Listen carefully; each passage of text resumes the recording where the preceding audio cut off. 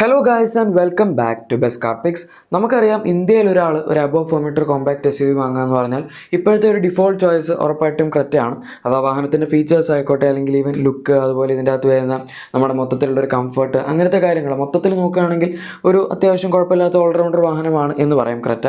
അതുകൊണ്ട് തന്നെ ഇഷ്ടംപോലെ ആൾക്കാരെ ചൂസ് ചെയ്യുന്നുണ്ട്. ഈവൻ ദോ നമുക്കറിയാം ഈ ഒരു സെഗ്മെൻറ്റിൽ ഇഷ്ടംപോലെ വണ്ടി വരുന്നുണ്ട്. ഇപ്പോൾ ക്രെറ്റയുടെ തന്നെ ഓപ്പോസിറ്റ് നമുക്ക് സെൽട്ടോസ് ഉണ്ട്, അതുപോലെ കുഷാക്ക് വരുന്നുണ്ട്, ടൈഗൺ വരുന്നുണ്ട്, ആസ്റ്റർ വരുന്നുണ്ട്, ഗ്രാൻഡ് വിറ്റാര വരുന്നുണ്ട്, അതുപോലെ നമ്മുടെ ഹൈ റൈഡർ വരുന്നുണ്ട്. ഇതൊന്നും അല്ലാണ്ട് MGയുടെ ആസ്റ്റർ വരുന്നുണ്ട്, സിട്രോൻ്റെ C3 എയർക്രോസും വരുന്നുണ്ട്.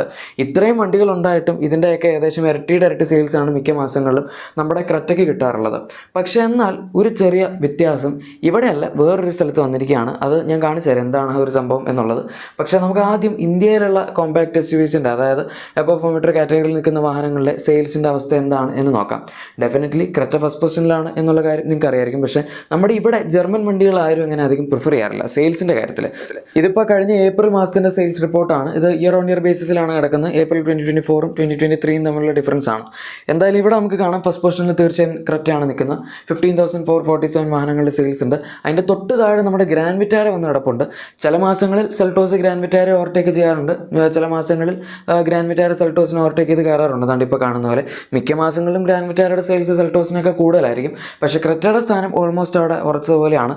ആകെ ഒരൊറ്റ മാസം മാത്രമാണ് ഗ്രാൻഡ് വിറ്റാരയ്ക്ക് ക്രെറ്റ ഓവർടേക്ക് ചെയ്യാൻ പറ്റിയത്. ഇനി അതിൻ്റെ താഴേക്ക് നമ്മൾ നോക്കുകയാണെങ്കിൽ കാണാം സെൽട്ടോസ് ഉണ്ട്, ഹൈ റൈഡർ ഉണ്ട്, ടൈഗൺ നിങ്ങൾ നോക്കുക 5th പൊസിഷനിലാണ് ഇവിടെ കിടക്കുന്നത്. അതിൻ്റെ താഴെ പിന്നെ elevate, Kushaq, Aster, C3 Aircross അങ്ങനത്തെ വണ്ടികളൊക്കെ വരുന്നുണ്ട്. ഈ ടൈഗണിൻ്റെ കഴിഞ്ഞ മാസത്തെ സെയിൽ കമ്പയർ ചെയ്യുമ്പം ആക്ച്വലി ഒരു കുഴപ്പമില്ല, കഴിഞ്ഞതിൻ്റെ മുന്നത്തെ മാസത്തെ സെയിൽ.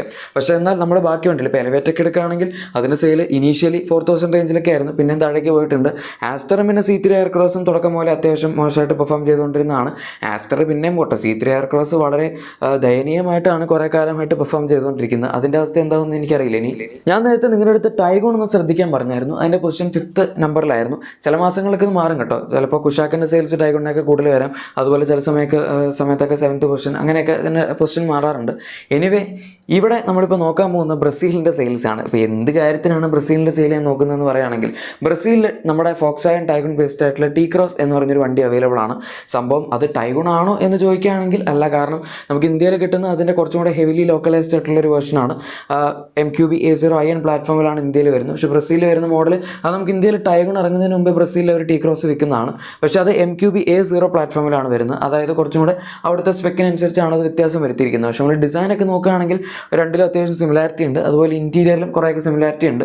അവിടെ ശരിക്കും പറഞ്ഞാൽ നമുക്ക് ഇന്ത്യയിൽ കിട്ടുന്ന തരം ഫീച്ചേഴ്സ് ഇനീഷ്യലി കിട്ടുന്നില്ലായിരുന്നു. ഇപ്പോൾ പിന്നെ അടുത്ത ഒരു ഫേസ് ലിഫ്റ്റ് ഒക്കെ കൊണ്ടുവന്നു. അതിൻ്റെ അകത്താണ് പിന്നെയും കുറച്ചുകൂടെ ഫീച്ചേഴ്സ് ആഡ് ചെയ്തത്.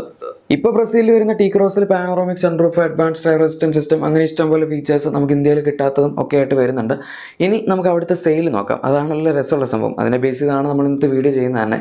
സോ ഇവിടെ ഇപ്പോൾ നിങ്ങൾക്ക് കാണാം, ഇവിടെ നമ്പർ 1 പൊസിഷനിൽ നിൽക്കുന്നത് നമ്മുടെ ഫോക്സ്വാഗൻ ടൈഗൺ ആണ്, ഓർ ഫോക്സ്വാഗൻ T-Cross എന്ന് പറയാം. 6,224 വാഹനങ്ങളുടെ സെയിലാണ് ഇതിന് അവിടെ ഒരൊറ്റ മാസം കിട്ടിയത്. ഇതും ഏപ്രിൽ മാസത്തെ സെയിൽ തന്നെയാണ് കേട്ടോ. അവിടുത്തെ ടോപ്പ് 10 SUVസിൻ്റെ സെയിലാണിത്. ഇതിപ്പോൾ ശരിക്കും പറഞ്ഞാൽ നമുക്ക് ഇന്ത്യയിൽ ഈ വണ്ടിയുടെ സെയിൽ ഇതുവരെ 3,000 പോലും ഒരു മാസം ക്രോസ് ചെയ്തിട്ടില്ല. ആ 3,000 തന്നെ റാൻഡമായിട്ട് എപ്പോഴും ഇറങ്ങിയ സമയത്തൊക്കെയാണ് അവർ അത്രയെങ്കിലും പ്രൊഡ്യൂസ് ചെയ്തിട്ടുള്ളത്. പക്ഷേ മിക്ക മാസവും 2,000, 2,500 വരെയൊക്കെയാണ് മാക്സിമം പോകാറുള്ളത്. ഈവൻ ചിലപ്പോൾ താഴേക്ക് വേണമെങ്കിൽ ഇപ്പോൾ കഴിഞ്ഞ പ്രാവശ്യം വന്ന പോലെ 1,200, 300 ആ റേഞ്ചിലേക്കൊക്കെ താഴ്ന്നു പോവുകയും ചെയ്യും. ചില മാസങ്ങളിൽ 1,000 ഒക്കെ വരാറുണ്ട്. പക്ഷേ അവിടെ നിങ്ങൾ കണ്ടില്ലേ 6,224 വാഹനങ്ങളുടെ സെയിൽ. അതിൻ്റെ തൊട്ട് താഴെ ലീഡ് പിടിച്ച് നിൽക്കുന്നത് നമ്മുടെ ഷെവർലെയുടെ ട്രാക്കർ എന്ന് പറയുന്ന വാഹനമാണ്. 5,670 വാഹനങ്ങളുടെ സെയിൽ അതിന് കിട്ടിയിട്ടുണ്ട്. അതിൻ്റെയും താഴത്താണ് നമ്മുടെ ഇന്ത്യയിലെ എല്ലാവരുടെയും പ്രിയപ്പെട്ട ഹ്യുണ്ടായി ക്രെറ്റ നിൽക്കുന്നത്. 5,335 വാഹനങ്ങളുടെ സെയിലാണ് ഇതിന് അവിടെ കിട്ടുന്നത്.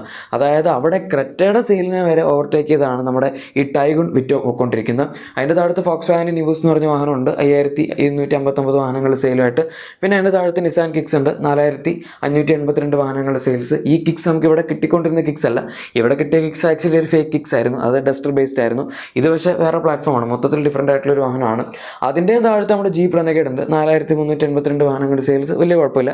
പിന്നെ താഴത്ത് നമ്മുടെ ഹോണ്ട HR-V 4,285 വാഹനങ്ങളുടെ സെയിൽസ്. അതിൻ്റെ താഴെ ഫിയറ്റിൻ്റെ ഫാസ്റ്റ് ബാക്ക് എന്ന് പറയുന്നൊരു വാഹനമാണ് വരുന്നത്. 3,885 വാഹനങ്ങളുടെ സെയിലുണ്ട്. അതിൻ്റെ താഴത്ത് ഫിയറ്റ് പൾസ് ആണ്, 3,539 വാഹനങ്ങളുടെ സെയിൽ. ആൻഡ് ലാസ്റ്റ് ആൻഡ് ഫൈനലായിട്ട് 10th പൊസിഷനിൽ ഒരു ചൈനീസ് വാഹനമാണ് ചെറിയ ടിഗോ 5X എന്ന് പറഞ്ഞ മോഡൽ. പോലെ അതിന് 2731 വാഹനങ്ങൾ സെയിൽ കിട്ടുന്നുണ്ട്. അവിടുത്തെ ടോപ്പ് 10 SUVസിൻ്റെ സെയിലാണിത്. നമുക്കിപ്പം ഇവിടുത്തെ ടോപ്പ് 10 SUVസിൻ്റെ സെയിൽ എടുത്ത് നോക്കിക്കഴിഞ്ഞാൽ ഇതിനെയൊക്കെ വെച്ച് നോക്കുമ്പോൾ വളരെ ഹൈ ആയിരിക്കും. കാരണം സ്റ്റാർട്ട് ചെയ്യുന്ന തന്നെ നമ്മുടെ പഞ്ച് അത് ഒരു 18-19 വണ്ടികളുടെ അടുത്തൊക്കെ സെയിൽ ഉണ്ടാകും. പിന്നെ നെക്സോൺ ബ്രസ ഒരു 15,000-16,000 റേഞ്ചിൽ ഈ വണ്ടികളും കാണും. അത് കഴിഞ്ഞാൽ പിന്നെ ക്രെറ്റ 15,000-16,000 റേഞ്ചിൽ അതും കാണും. അങ്ങനെയൊക്കെ നോക്കിക്കഴിഞ്ഞാൽ നമുക്ക് ടോപ്പ് 10 SUVസിൻ്റെ സെയിൽ ഇവർക്ക് വെച്ച് നമുക്ക് ഒരിക്കലും കമ്പയർ ചെയ്യാൻ പറ്റില്ല. പക്ഷേ എന്നാൽ അല്ലാണ്ട് നമ്മൾ നോക്കിക്കഴിഞ്ഞാൽ ഈ അബോവ് 4 മീറ്റർ കാറ്റഗറിയിൽ അല്ലെങ്കിൽ മൊത്തത്തിൽ നമുക്ക് ഇവിടെ കിട്ടുന്ന വണ്ടികളുടെ സെയിൽ വെച്ച് ഈ ഒരു കാറ്റഗറി മാത്രം അവിടുത്തെ അനലൈസ് ചെയ്യുകയാണെങ്കിൽ അത്യാവശ്യം നല്ല ഡിഫറൻസ് നമ്മുടെ ഫോക്സ് വാഗൻ്റെ പെർഫോമൻസിൽ ഇവിടെയും അവിടെയുമായിട്ട് വരുന്നുണ്ട് എന്ന് പറയാം. ഇതിപ്പോൾ നിങ്ങൾ ആലോചിക്കുന്നുണ്ടാവും ഞാൻ എന്തിനാണ് ഇങ്ങനെ ബ്രസീലിൻ്റെയൊക്കെ സെയിൽ കാണിച്ചുകൊണ്ടൊരു വീഡിയോ ചെയ്തതെന്ന്. ഒന്നുമില്ല, നമ്മുടെ ഇവിടെയുള്ള ഫോക്സ് വാഗൻ്റെ അവസ്ഥയും പുറത്ത് മറ്റ് സ്ഥലങ്ങളിലുള്ള ഫോക്സ് വാഗൻ്റെ അവസ്ഥയും ജസ്റ്റ് കാണിച്ചു തന്നുള്ളൂ. അവസ്ഥ എന്ന് പറഞ്ഞ് നമ്മളങ്ങനെ പരിഹസിക്കാൻ മാത്രമുള്ള പ്രശ്നമൊന്നും ഇല്ലയെന്ന് തോന്നുന്നു. കാരണം ഇവിടെ ഫോക്സ് വാഗൻ്റെ സെയിൽ അവർ ഏകദേശം വെച്ചിരിക്കുന്ന ഒരു പ്രൊഡക്ഷൻ കപ്പാസിറ്റിയുടെ അടുത്താണ് കിട്ടുന്നത്. ഇത്രയൊന്നും ഒരു പ്രൊഡക്ഷൻ കപ്പാസിറ്റി തന്നെ വെച്ചിട്ടില്ല. അതവർക്ക് ബുദ്ധിയുണ്ട്. അത്രയും പ്രൊഡക്ഷൻ കപ്പാസിറ്റി വെച്ചിരുന്നെങ്കിൽ ഫോർഡ് പോലെ കൂട്ടി പോകേണ്ടി വന്നേനെ. ഫോർഡ് ഒരു മാസം മറ്റേ പണ്ടത്തെ സെക്കൻഡ് ജനറേഷൻ ഫിഗോ ആസ്പയർ ഉണ്ടല്ലോ, ഈ രണ്ടെണ്ണത്തിനും കൂടെ പ്രൊഡക്ഷൻ ലൈൻ ആദ്യം ഇട്ടിരുന്ന ഒരു മാസം 20,000 വണ്ടികൾ പ്രൊഡ്യൂസ് ചെയ്യാനാണ്. പക്ഷേ ഈ രണ്ട് വണ്ടികളോട് ചേർന്ന് ആദ്യത്തെ ആ ഒരു സമയത്ത് പോലും 10,000 വണ്ടികളിൽ കൂടുതൽ പ്രൊഡ്യൂസ് ചെയ്യാൻ അവർക്ക് പറ്റിയിരുന്നില്ല.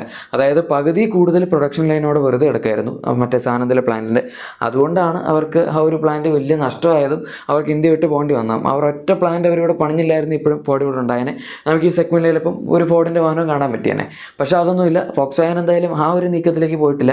എത്രയാണോ അവരുടെ വണ്ടികളുടെ മാക്സിമം സെയിൽ ഉണ്ടാകുന്നത് ഏകദേശം ആ ഒരു റേഞ്ച് തന്നെയാണ് ഇവിടെ ഒരു മാക്സിമം പ്രൊഡക്ഷൻ കപ്പാസിറ്റി പിടിച്ചിരിക്കുന്നത്. നിങ്ങൾ നോക്കിയാൽ മനസ്സിലാവും. ഫോക്സ് വാഗനും സ്കോഡയും ഇന്ത്യയിൽ ഒരു കമ്പനിയാണ് SAVWIPL, അതായത് Skoda auto Volkswagen India private limited എന്നാണ് അവരുടെ കമ്പനിയുടെ പേര്. ഈ രണ്ട് കമ്പനികളുടെയും കൂടെ ഒരു ഫാക്ടറിയിലുള്ള ഒരു മാസത്തെ പ്രൊഡക്ഷൻ കപ്പാസിറ്റിയും ഏകദേശം 8,000 വണ്ടികളുടെ അടുത്താണ്. അതായത് ഇവർക്കിപ്പോൾ ഇന്ത്യയിൽ മെയിൻ സ്ട്രീം ആയിട്ടുള്ള 4 വണ്ടികളാണുള്ളത്. വെർട്ടസ്, അതുപോലെ ടൈഗൺ, പിന്നെ സ്കോഡയുടെ കേസൊക്കെ ആണെങ്കിൽ നമുക്ക് സ്ലാവിയ ഉണ്ട്, അതുപോലെ കുഷാക്കോ ഉണ്ട്. ഈ ഓരോ വണ്ടികളും ഒരു മാസം 2,000-ത്തിനടുത്തൊക്കെ വിറ്റ് പോകുക എന്ന് പറയുന്നൊരു സംഭവം വെച്ചാണ് അവർ പോകുന്നത്. ഇനി ചില മാസങ്ങൾ ഇതിൻ്റെ ഒരു പ്രൊഡക്ഷൻ എല്ലാം കൂടെ നമ്മൾ 4 കൂടെ ആഡ് ചെയ്ത് നോക്കുമ്പോൾ 10,000-ത്തിനടുത്ത് എത്താറുണ്ട്. അതും കമ്പയർ ചെയ്യുന്ന സമയത്ത് വലിയ കുഴപ്പമില്ല. കാരണം ഇത് രണ്ട് കമ്പനികളും ഒരു കമ്പനിയായിട്ട് നമുക്ക് പറയാം. ഇപ്പോൾ ഫോക്സ് വാഗൻ സ്കോഡ പോലെയല്ല നമ്മുടെ ഹ്യുണ്ടായിയും. പറഞ്ഞു വരുമ്പം കിയ ഹ്യുണ്ടായുടെ സബ് ബ്രാൻഡ് ആണെങ്കിലും രണ്ട് മാനേജ്മെൻ്റ് ആണ് ഇന്ത്യയിൽ. പിന്നെ അവരുടെ പ്രൊഡക്ഷൻ പ്ലാന്റും അങ്ങനത്തെ സംഭവങ്ങളെല്ലാം സെയിം ആണ്. അതുകൊണ്ട് നമുക്ക് ഈ രണ്ട് വണ്ടികളുടെയും സെയിൽസ് ടോട്ടലായിട്ട് കമ്പൈൻ ചെയ്ത് നോക്കുന്നത് ശരിക്കും അത്ര നല്ലതല്ല. പിന്നെ ഇവരുടെ ലാസ്റ്റ് ഫൈനൽ പ്രോഫിറ്റ് പോകുന്നത് ഇപ്പോൾ നിങ്ങൾക്കറിയാം സൗത്ത് കൊറിയയിലുള്ള ഹ്യുണ്ടായിലേക്കായിരിക്കും പോകുന്നത്. അതും ഇവിടെയുള്ള ഹ്യുണ്ടായിലേക്ക് പോകില്ല. അതാണ് വേറൊരു വ്യത്യാസം. ഇന്ത്യയിൽ ഓരോ കമ്പനിയും അവരവരുടേതായിട്ടുള്ള ബ്രാഞ്ചായിട്ടാണ് മാനേജ് ചെയ്യുന്നത്. പക്ഷേ ഫോക്സ് വാഗൻ്റെ സ്കോഡയുടെയും കേസിൽ അങ്ങനെയല്ല. ഈ രണ്ട് കമ്പനികളും കൂടി ഇന്ത്യയിൽ മാനേജ് ചെയ്യുന്ന ആക്ച്വലി സ്കോഡയാണ്. നിങ്ങൾ ഫോക്സ് വാഗൻ ആണെന്ന് വിചാരിക്കുമായിരിക്കും. കാരണം ഫോക്സ് വാഗൻ ആണ് ശരിക്കുള്ള ഇതിൻ്റെ എല്ലാത്തിൻ്റെയും പേരൻറ് കമ്പനി. പക്ഷേ ഇന്ത്യയിൽ സ്കോഡയാണ് ഇവരുടെ കാര്യങ്ങളെല്ലാം തന്നെ മാനേജ് ചെയ്യുന്നത്. ഇത്രേ ഉള്ളൂ നമുക്ക് ഇന്നത്തെ വീഡിയോയിൽ പറയാനായിട്ട്. ഇതിപ്പോൾ ഞാൻ ജസ്റ്റ് ഒരു കമ്പാരിസൺ അല്ലെങ്കിൽ ഒരു കേസ് സ്റ്റഡി വീഡിയോ പോലെ ചെയ്തതാണ്. ഇവിടുത്തെയും അവിടുത്തെയും ഫോക്സ് വാഗൻ്റെ സെയിലൊക്കെ വെച്ചിട്ട്. നിങ്ങൾക്ക് വീഡിയോ ഇഷ്ടപ്പെട്ടെങ്കിൽ തീർച്ചയായും ലൈക്കും സബ്സ്ക്രൈബും ഷെയറും ഒക്കെ ചെയ്തേക്കാം. നമുക്ക് മറ്റൊരു വീഡിയോയിൽ കാണാം. Thank you for watching my video and good bye.